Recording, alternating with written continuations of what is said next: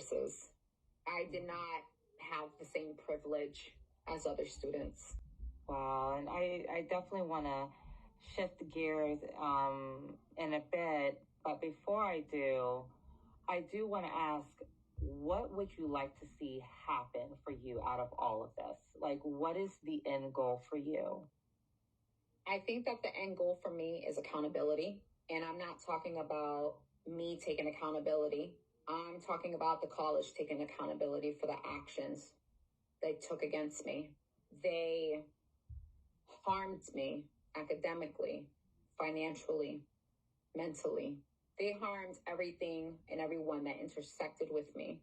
I made tremendous sacrifice to get to the place that I did academically, just to be harmed because I decided to engage in my First Amendment right. Talk, freedom of speech, share my opinion without fear of retaliation or being harmed.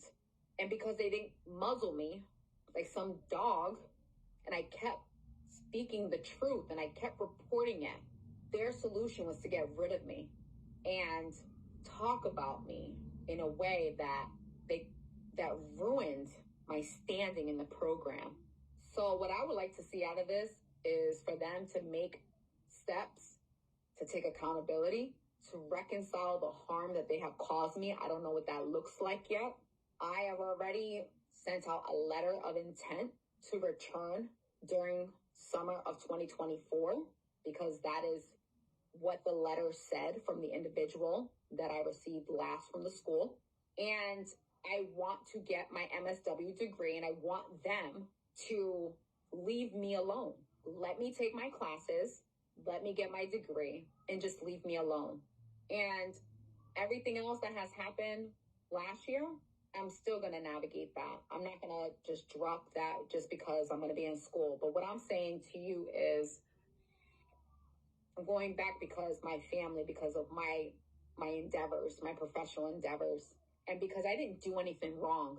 They want me so bad to say I did something wrong. And now I look back, being away, I was fed what to say, how to think, take responsibility for things I had no business doing. The distress of losing everything. I was repeating words that they were saying. And I look back and I'm like, those weren't my words. I was illy guided, unsupported, and thrown away like trash. But the truth will never change.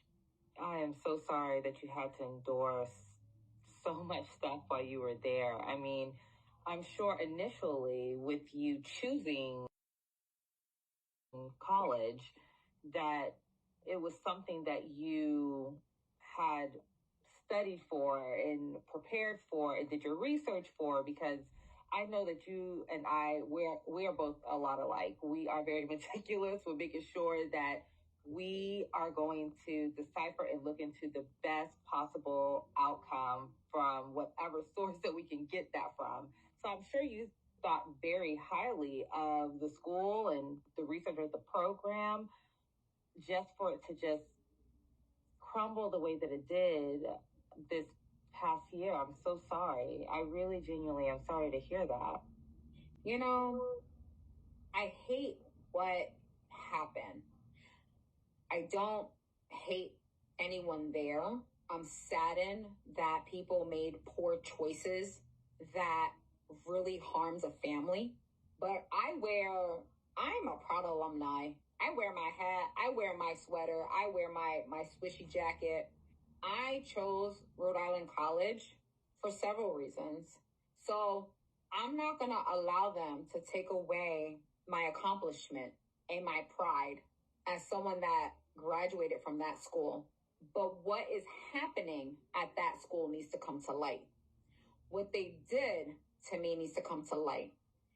And now I am a firm believer that those that are in their positions currently that were part of this process need to be removed from those positions. I don't know if that's going to happen, but everyone up until the president of the college ignored what I was going through, but have full knowledge of what happened because I ensured that they did. I sent out correspondences. They knew what was happening. So not even the president of the school can say he didn't know. No one intervened. No one stopped to help. There's no excuse. And if they did it to me, who else are they going to do it to? Yeah, you're so right. You're definitely right. And, not to shift the gears too much because we are running out of time, but I wanted to kind of bring a little bit of light to the situation and just kind of incorporate a lot because I know that you are a woman of God and it's taken such great wisdom and strength to really dissect this whole situation within your own mental health and just with your family, just so much that you're really having to do with this while still being a woman who is serving not only herself and her education, but her family, her friends, the community, all of those things. How has this situation challenged your faith? Like, what was that progress for you? Last year, February 11th, 2023, it was the day after I got the first denial letter of my appeal from my department head. That was the darkest day of my life. I called my mom and my dad and my stepdad on FaceTime. My pastor was on the phone with my husband.